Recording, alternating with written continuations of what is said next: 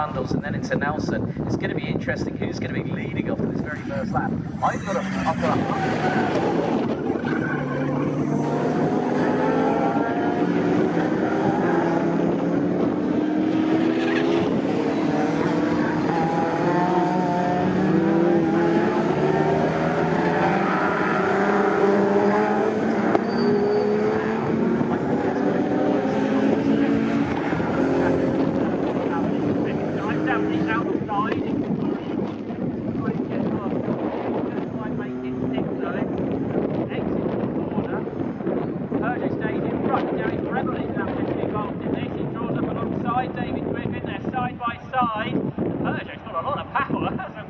and he hangs on to second, but then late on the brakes is Griffin. He stays ahead of Gary Preble to stay in third position, so it's all rather frantic for second.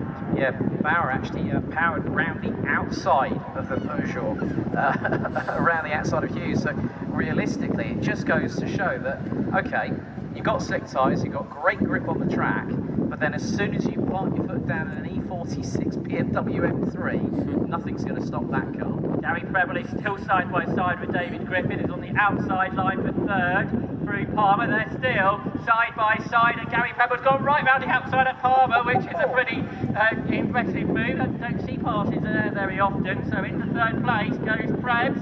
So Gary Preble up into third. The car in front of him is the car he's battling for the Pre-03 victory with, which is Don Hughes, who's a couple of seconds behind the race leader, Ian Bauer. I would have think that probably when Bauer put it around the outside of Hughes going through into Coram, that's probably where Hughes had to back out of it and just decide, you know what, I'm going to save myself a little bit here. The slick tyres are going to degrade just as much as the tyres on all the other vehicles as well. But you know, you burn through those tyres quicker on a slick. And sometimes if you overcompensate or you get a run where it doesn't quite work out, you could scrub the tyres a bit badly and could step the tyre a little bit. So it's probably just trying to find the right amount of traction to get that car back on pace.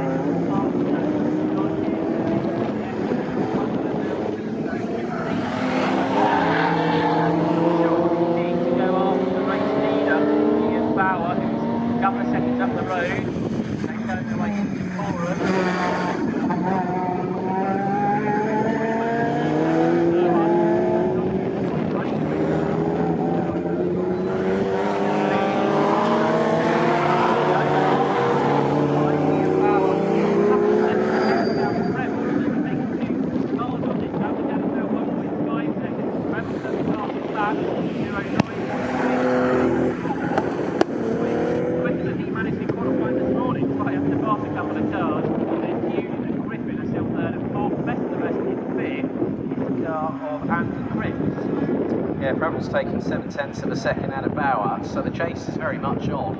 So we could see BMW versus Honda power very, very shortly indeed. Other battles that are happening. It's cool seeing in the state car race. In the number 38 car, it's James Everard from Driffield. It's not an 855, is it? E30 M3. Yeah, I was going to say that.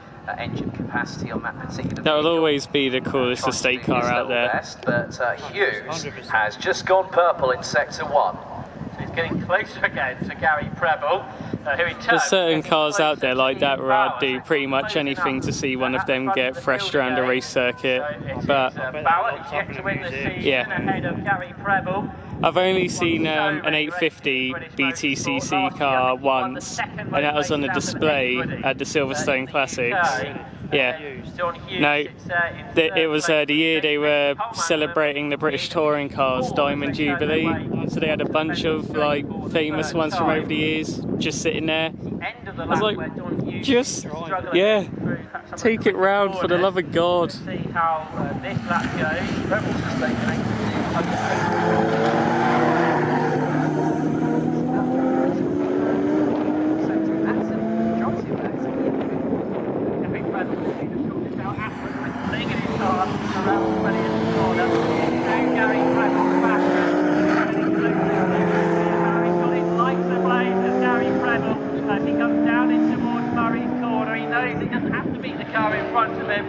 Championship, but he'd quite like another win overall.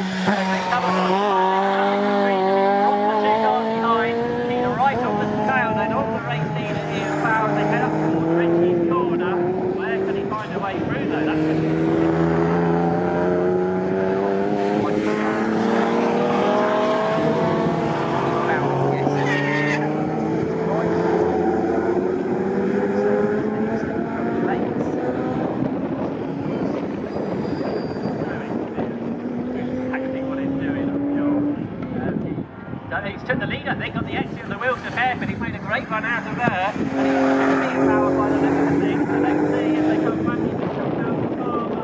It's the Honda in front. It's Gary Preble that leads there ahead of the inbound.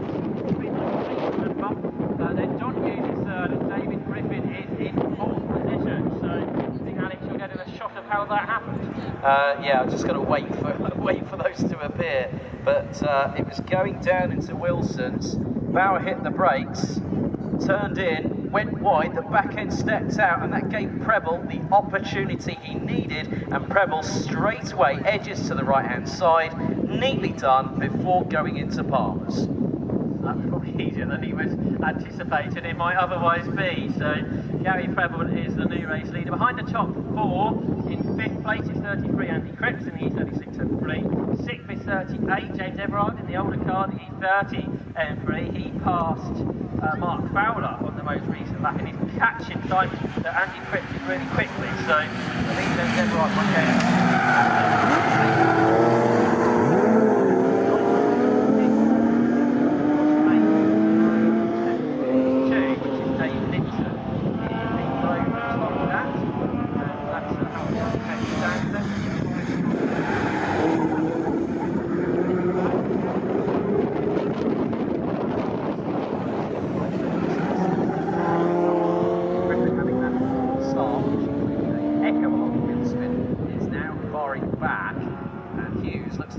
target on his hit list.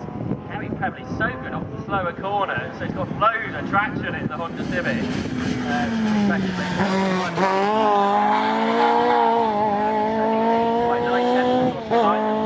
Only separated by 2 seconds.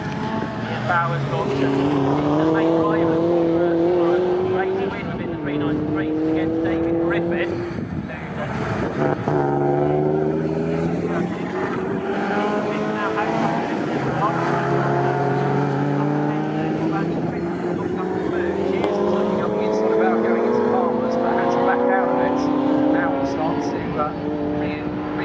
Oh my goodness, right on the back bumper. Now heading down to Agostini's. The move for second. Hughes up the inside of Bauer. Has the move happened as the Peugeot got in front? It's still side by side. Atkins is waiting. Hughes gets a bucket load of traction coming out of Agostini. Through into the left-hander, and here comes Griffin. Now this is the 393 race lead battle then. It's on between Ian Bauer, who gets to win. He gets sideways. And he runs out wide because of it. What a shame then for Ian Bauer, such a good start, and that rather quickly went a bit wrong for him because David Griffin slotted up the inside after that slide into Oggies. So originally John Hughes got past, it didn't take long for David Griffin to get through either. Andy Cripps out of fifth is pitted, so he has retired from the race. But we should get a view of how all that unfolded for Ian Bauer.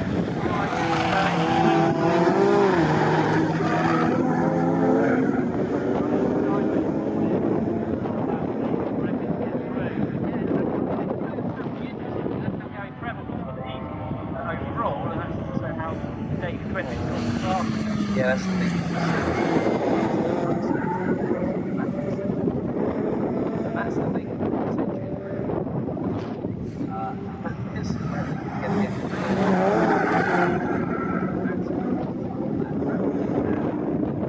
the second advantage. This time it's Hughes in second. In third, the lead now has been extended. Preble with a 2-minute 8.657. Lead now nearly 1.7 seconds. Very similar, yeah.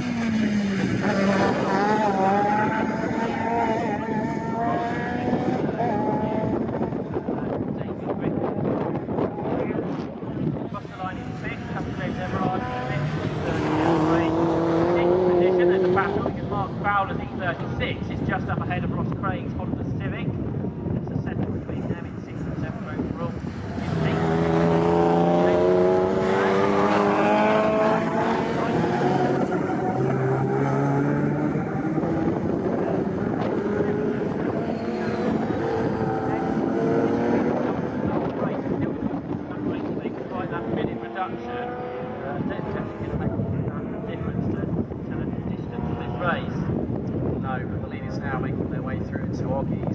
Like Hughes has started to pull back that gap. So right.